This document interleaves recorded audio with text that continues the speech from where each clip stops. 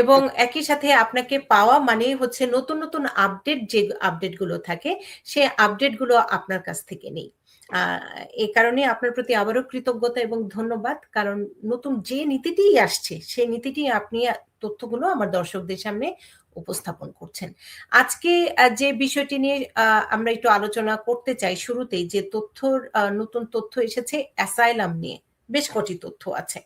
তো শুরুতেই আমি একটু জানতে চাই যে একটু আতঙ্কের খবরই আছে যে মাস্টার হিয়ারিং থেকে অনেক কোর্টে কেসগুলো ডিসমিস হয়ে যাচ্ছে।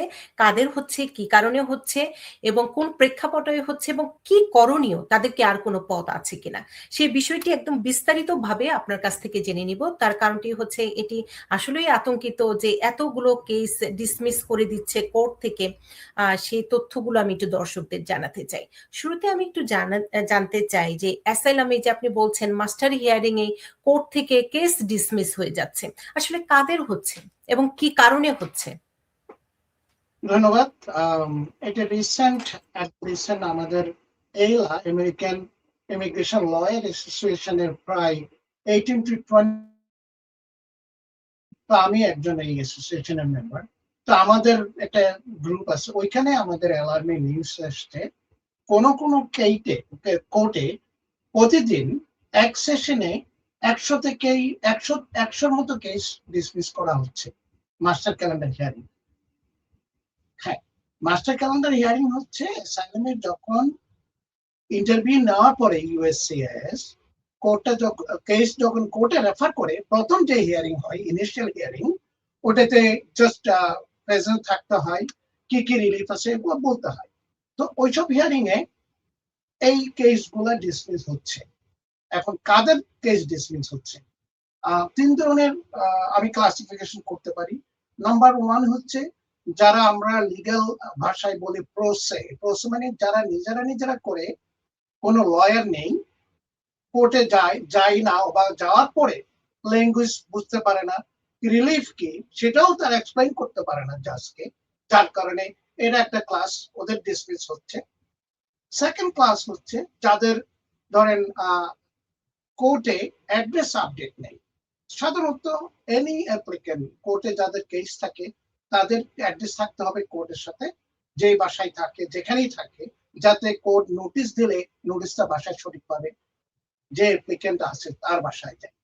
অনেকে অ্যাড্রেস আপডেট করে না, স্টেট টু স্টেট মুভ করে, বাসা চেঞ্জ করে, কিন্তু কোর্টের সাথে আলাদা একটা অ্যাড্রেস চেঞ্জ করতে হয়, সেটা অনেকে জানেন না। না জানার কারণে নোটিশ তো বাসায় চলে যায়, যে অ্যাপ্লিকেন্ট যা রেসপন্ডেন্ট সে নোটিশ পায় না।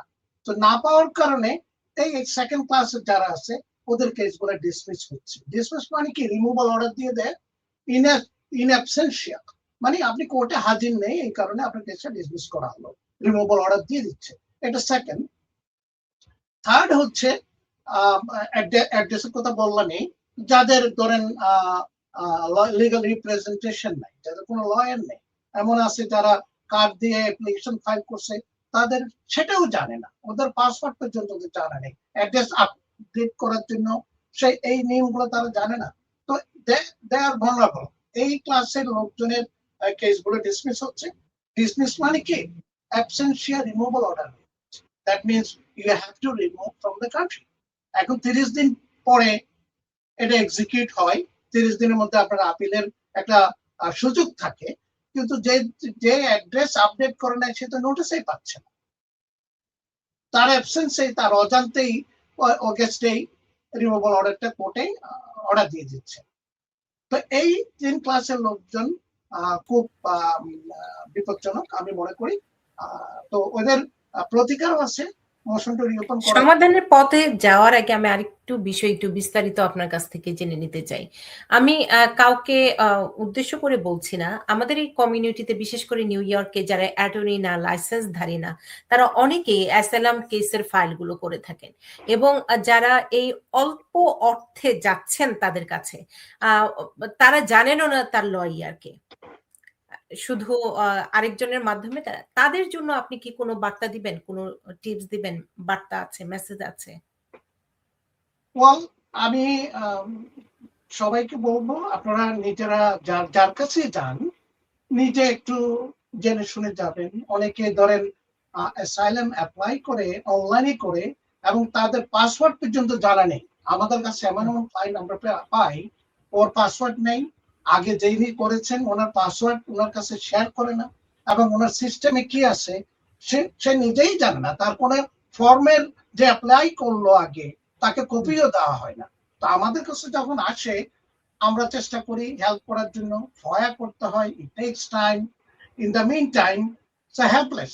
তো ওদের আমি অবশ্যই বলবো যার কাছে যান, আপনি যদি অনলাইনে ফাইল করেন পাসওয়ার্ড লগ ইন আইডি সব আপনি জেনে নেবেন। আপনি অবশ্যই আপনি ফাইল করার পরে আপনার একটা ফাইলিং কপি আপনি চেয়ে নেবেন যার কাছে যান, আপনার কপি আপনি নিজের কাছে রাখবেন। এই যে পাসওয়ার্ড কিংবা আমার নিজের আইডি লগ ইন কোনো কিছুই তো রাখে না কেউ সাথে।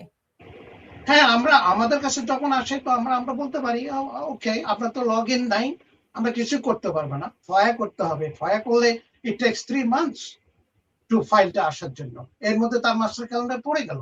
তো এখন আগে কি ফাইল করা হচ্ছে এগুলা যদি জানা না থাকে আমাদেরও প্রবলেম। আপনি আগে কি ফাইল করেছেন এটা আপনি জানেন না, আপনার কাছে কোনো ফাইল নেই, যার সাহায্য নিয়েছেন সে আপনাকে কোনো আপনার কেস ফাইল দেয় না। তো আপনি যখন আমাদের কাছে আসেন আমরা চেষ্টা করি হেল্প করার জন্য, বা টাইম লিমিটেশনের মধ্যে যতটুকু পাই। এখন আপনি যদি আসেন 1 মাস আগে 15 দিন আগে আমাদের সাথে আসেন, so it's very stressful for us, এবং ইনজাস্টিস আমি মনে করি অপটিমাইজ হচ্ছে। এবং এটি আতঙ্কেরই খবর যে কোর্ট থেকে প্রতিদিন 100-রও বেশি কেস ডিসমিস করে দিচ্ছে। তো এই ক্ষেত্রে আমি একটু জানতে চাই কি করণীয়? তাদের কি আর কোনো পথ খোলা আছে? ওয়াল এখানে অপশন হলো মোশন টু রিওপেন। আমি নোটিশ পাই নাই, এখন নোটিশ না পাইলে এটা প্রুভ করতে হবে। বার্ডেন অফ প্রুফ হচ্ছে যে পায়নি তাকে প্রুভ করতে হবে কোর্টে। এখন আপনি যদি অ্যাড্রেস চেঞ্জ না করেন, কোর্টের কাছে তো নোটিশ আছে আপনার পুরোনো বাসায় অ্যাড্রেস দিচ্ছে, চিঠি মেইল আসছে, নোটিশ আসছে, এটা আপনি জাস্টিফাই করতে পারবেন না, এটা কোর্ট এগ্রি করবে না। একমাত্র রিজন থাকতে পারে, হ্যাঁ আমি যেভাবে অন্যান্য অন্যান্য কোনো মিডিয়ার মাধ্যমে যদি আপনি করে থাকেন সে আমাকে দেয় নাই, তখন আমরা ওদের থেকে এফিডেভিট নিতে হবে, যে করেছে তার এগেইনস্টে কমপ্লেইন করতে হবে।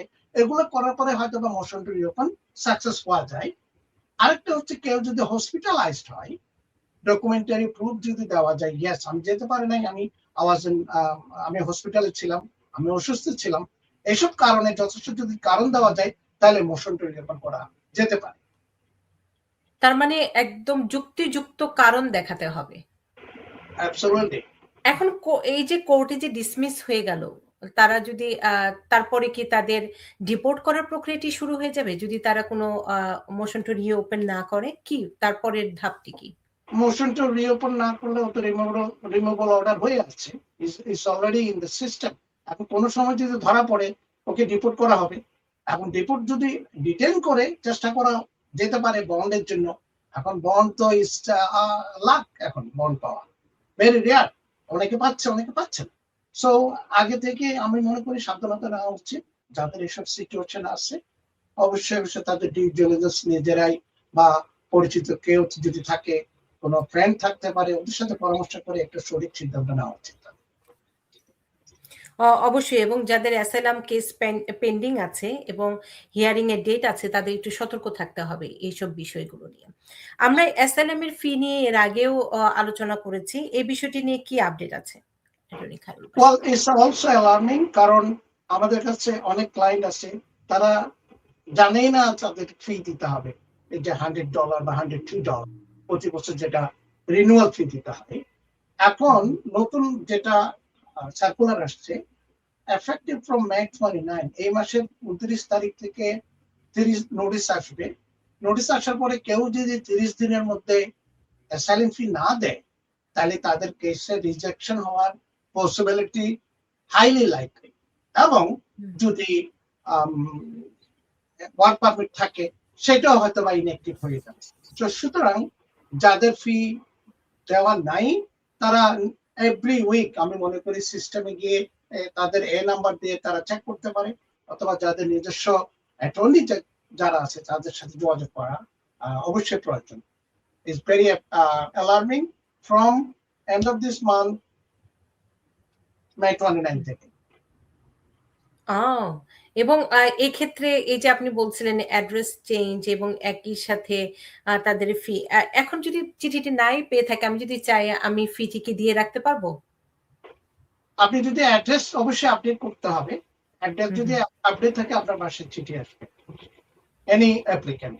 এখন অ্যাড্রেস যদি আপডেট না থাকে, বাসায় যদি চিঠি আসে, চিঠিটা ওদের কাছে ফেরত যায়, সেন্ডারের কাছে return. That's a negative. Second হচ্ছে অনেকে অনলাইনে অ্যাপ্লাই করে, অনলাইনে যদি অ্যাপ্লাই করে সাধারণত মেইলে রিসিপ্ট আসবে না, ওদের পোর্টালে আসবে। এখন পোর্টালে অনেকের অ্যাক্সেস নেই, অনেকে পাসওয়ার্ড, সো তারা জানতে পারবে না। তো থার্ড, তাদের একমাত্র উপায় হচ্ছে অনলাইনে গিয়ে স্ট্যাটাস চেক করে এই নাম্বার দিলে তখন দেখতে পারবে ওদের ফি ডিউ কিনা, ফি দিতে হবে কিনা। এবং এটি খুবই খুবই গুরুত্বপূর্ণ। আরেকটি বিষয় আমি একটু জেনে নিতে চাই, অ্যাসাইলাম কেস নিয়ে যেহেতু আমরা আলোচনা করছি, যাদের এই প্রশ্নটি প্রায়ই করা হয়, যাদের এখনো পেন্ডিং অবস্থায় আছে, বিশেষ করে 16-17 আবেদনগুলো, বেশ কটি আবেদন, তাদের কি অবস্থা এখন? ওয়েল, বাংলাদেশ এখন ডুপ্লিকেট করছে, asylum is not pending, one of the country যেখানে ছিল। তো এখন পেন্ডিং যাদের আছে তাদের আমি মনে করি এই say good luck for them. যতদিন পেন্ডিং থাকে এই অবস্থায় ততই ভালো, কারণ আমরা দেখছেন এখন current situation, denial rate are very high. So আমি মনে করি পেন্ডিং থাকলে ওনার জন্য খুবই ভালো। আর যদি কেউ চায় they can file a writ of mandamus, এটা আমরা করি, চেষ্টা করি। রিট অফ ম্যান্ডামাস ফাইল করলে আমাদের ডিসিশন দিতে হবে উইদিন 60 days। সো কেউ যদি মনে করে উনি উইন করবে অ্যাসাইলামে, তাহলে আমি সাজেস্ট করব রিট অফ ম্যান্ডামাস ফাইল করার জন্য। এখন কেমন অ্যাপ্রুভাল রেট কেমন অ্যাসাইলাম কেসের? Well, affirmative asylum USA say very low. I would say আগে যেরকম ছিল এখন very low. আমি পার্সেন্টেজ যাব না, I say dramatically low compared to last year or even previous years.